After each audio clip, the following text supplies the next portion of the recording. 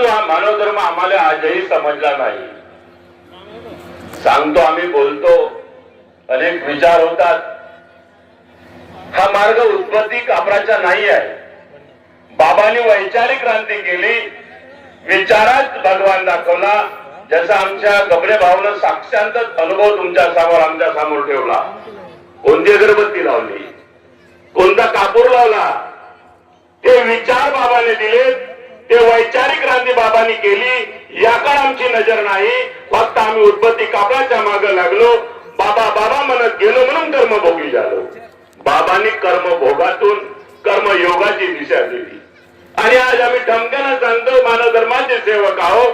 मानव धर्म या जगाच्या पातळीवर धर्मच नाही, मानव आहे म्हणून धर्म आहे असा सांगणारा या धरतीवरती महापुरुष तयार झाला. मानव महान त्यागी बाबा जुमदेवजी, ज्यांनी मानवाचा अधिकार मिळवून दिला. या मानवाला मी कोण आहे याची ओळख पटवून दिली. तो मानव धर्म आहे. आणि या मानवानं कशा पद्धतीने जीवन जगावा याकरता 4 तत्व, 3 शब्द, 5 नियम दिले. दुसरा काही दिलं नाही, काही दिलं नाही. मायबाप भगवान आहेत, मायबाबात परमेश्वर दाखवला. आम्ही मूर्तीत पाहतो म्हणून कर्मभोगी झालो. बाबांनी कर्मयोगी बनवला. निमित्त आहे. बाबा हनुमानजी माझे भगवान नाही.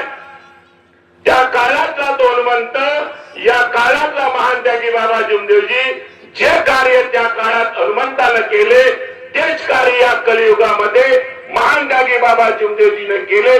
म्हणून हा मानव जागला आहे. परंतु नाही समजला, आम्हाला नाही पटला मानव धर्म. अहो मी 184 फिरलो, अनेक पंड्या पूजाऱ्याकडे मी गेलो. घरी माझ्या म्हशी रक्त देत होत्या. माझ्या बाप भाऊ परिवार खावाले मोहताज झाला. शेजाराने चूल नाही पेटवली, परिवाराने पसाभर नाही दिला. तेव्हा रस्त्यानं जाणाऱ्या एका व्यक्तीनं मला या मार्गाची रूपरेषा दिली. 3 दिवसात असंख्य दुःख दूर झाले आणि मानव म्हणून जीवन जगण्याचा गुरुमंत्र मिळाला. तो मानव धर्म आहे, तो मानव धर्म आहे.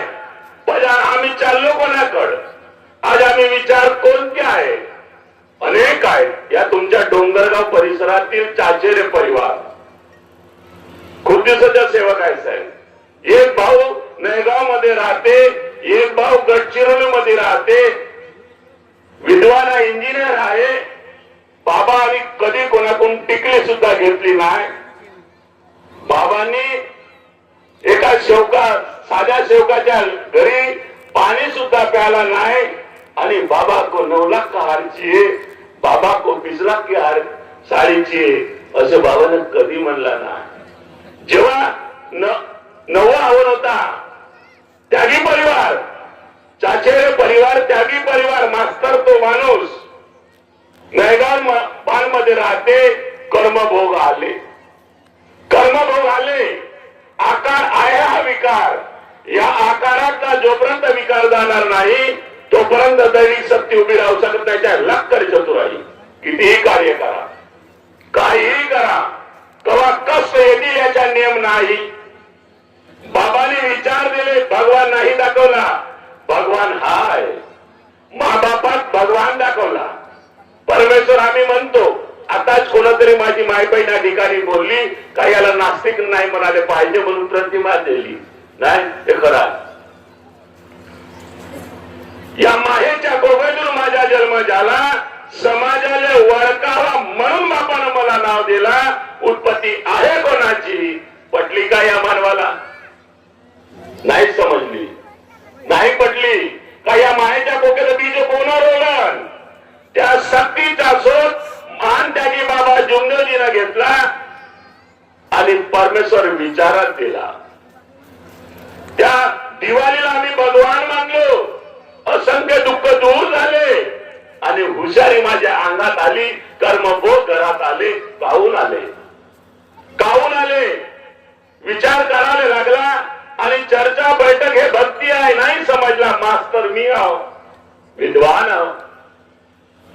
या बापाच्या लेकरू होणारी आहे, दुःखी आहे, कशी आहे त्याला समजते. कलम हे आपल्या प्रपंचाचं साधन आहे. त्या कलमामुळे माझा प्रपंच साधला. माझा प्रपंच त्या दुधानं साधला, एखाद्याचा परिवार त्याच्या शेतीनं साधला, तो साधन आहे, तो साधन आहे. ते कर्मयोग बाबांनी आम्हाला दिले. या विचारावर चालण्याची गरज आहे. अनेक विचार झाले आणि म्हणते मग काय करावं लागल? अरे आदेश, बाबांनी आदेश कोणाला दिला? एखाद्या व्यक्तीला नाही दिलाय, एखाद्या व्यक्तीला नाही. ते शक्ती आहे, हे शक्ती बसली आहे आणि या शक्तीचा सांगोपान करण्यासाठी या 11 लोकांची नियुक्ती केली. आदेश, त्या आदेशाला नाही समजलो, हेमराजाला आदेश दिला आहे. आणि जेव्हा त्यांनी आदेशाचे कार्य केले, त्याच्या भाऊ गडचिरोलीवरून त्या ठिकाणी 9व्या उन्हाळे आला आणि त्याने पूर्ण चर्चा बैठक ऐकली. चर्चा बैठक हे भक्ती आहे, चर्चा बैठक हे भक्ती आहे. कारण माझे मायबाप भाऊबंद 4-5 तासापासून या ठिकाणी बसले, भक्ती करून राहिले, उदबत्ती कापूर नाही लावून राहिले. एका सणाची अगरबत्ती कापूर आहे. एक जिथं एक लक्ष एक विचार म्हणजे मरणे होय. या विचारानं जोपर्यंत मरणार नाही, भगवान भेटणार नाही. भगवान विचारात आहे. विचार बाबांनी दिले, अनुभव दिले. जेव्हा जेव्हा बाबा दौऱ्यावर येवायचे तेव्हा तेव्हा अनुभव सांगायचे. परंतु आज मी सांगतो, हा असा नसतो तसा. कोण चांगला ना कोण वाईट, कोणाला चांगला म्हणावा, कोणाला वाईट. मी किती चांगला आहो हे मला पारखून पाहावं लागल. जेव्हा विचार घडले, चर्चा झाल्यानं त्या भावानं ऐकलं आणि नंतर 8-10 दिवसांमध्ये माझ्या घरापर्यंत तुम्ही या. आम्ही गेलो साहेब, गडचिरोलीला अम्बुलेसर आणि मी आम्ही गेलो. एक इंजिनियर मारून डेप्युटी इंजिनियर या मार्गात चित्र विचित्र दिसायला लागला आणि घरात पोरगा पागल आहे, त्यागी परिवार. और या मंदिराचे मार्ग नाही बापा, मंदिर हा खुला आहे, मंदिर बनवून ठेवला. रात्रभर आम्ही त्या ठिकाणी राहिलो. चर्चा झाल्या, सकाळी परिवार बसला, काऊन असा होऊन राहिला आहे, शोध तू नियमात मी चुकेल, जबाब तुला विचारेल काऊ. माझी चूक मला शोधावं लागल. मार्गदर्शन करतो अनुभवाच्या माध्यमातून. तेव्हा या आकारातला विकार पुढे येतो आणि परमेश्वरावर उभा राहतो. खाली घर बुधो करा, अगर खाली आणाले का म्हणून बुधन आणते आणि मानव धर्माचा सेवक म्हणते. समजला का? मानव धर्म कठीण आहे. या कठीण मानव धर्माला बाबांनी 4 तत्व 3 शब्द 5 नियमात मांडून दिला. परंतु आज आम्ही त्याच्या मागे धावत आहोत. बाबाने हे नाही म्हणला, बाबांनी आपली बिल्डिंग नाही बनवली, बाबा धनवान नाही झाले. बाबांनी या वानाचा स्वीकार केला, धनाचा त्याग केला आणि आम्ही त्याच्या मागे धावतो. मानव धर्माचे सेवक म्हणतो.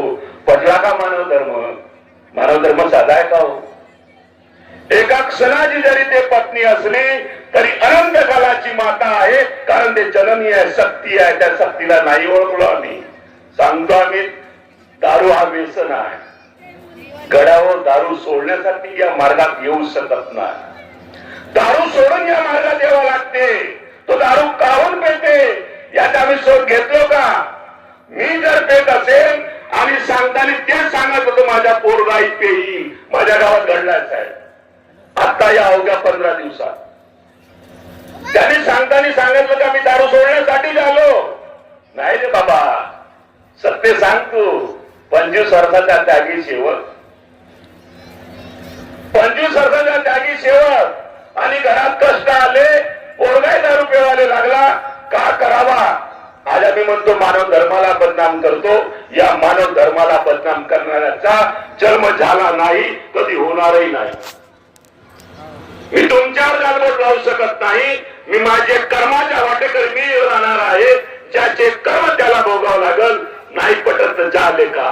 परंतु आज मी सांगतो नाही, मार्ग विचाराचा आहे. काहून पिते? जेव्हा मी बसला, चर्चा झाल्या, अरे सांगले का काहून असा झाला? तू मार्गात येताना का सांगतास नाही हेच सांगतो. असा होऊच शकत नाही. होऊ शकते तुझ्या परिवारात माईवर कष्ट होते, होऊ शकते तुझ्या परिवार असा होता का? तेव्हा त्याच्या आकारातला विकार पुढे आला. सांग तू तुझ्या परमेश्वराला, कर कार्य अनुबंध झाली तो मानव धर्म विचारात येणार. समजण्याची गरज आहे.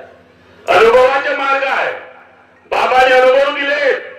चाहे सौराष्ट्र दौऱ्याचा प्रसंग असे, मोगल कशाचा प्रसंग असे, अनेक अनुभव दिले. कोण का करते, ज्याचे कर्म त्याला करावं लागल. या मानव धर्माला कोणी बदनाम करू शकत नाही. या मानव धर्मावर कोणी गालबोट लावू शकत नाही. जर मी लावत असेल याचा परिणाम मला भोगावा लागल. मी पाहिला साहेब, मी पाहिला. माझ्या गावाच्या बाजूला गोपेवाडा गाव आहे. त्या गावामध्ये सार्वे नावाचा परिवार आहे आणि त्यांनी